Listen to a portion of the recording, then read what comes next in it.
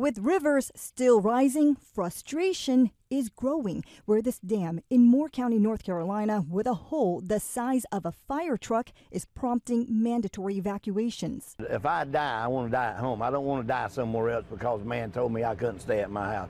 They can't blame this on Matthew.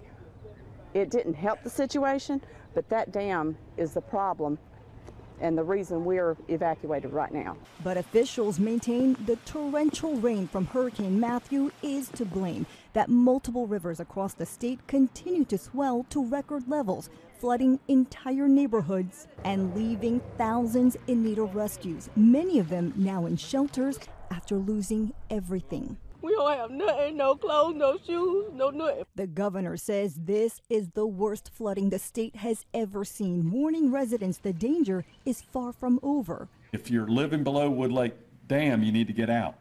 And I understand there may still be people refusing that. We've had too many deaths. Get out. But some remain defiant, vowing to return home at the end of the day.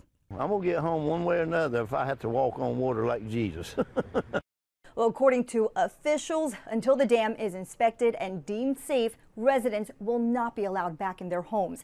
And forecasters say some of those swollen rivers in North Carolina could stay at major flood stage through Sunday.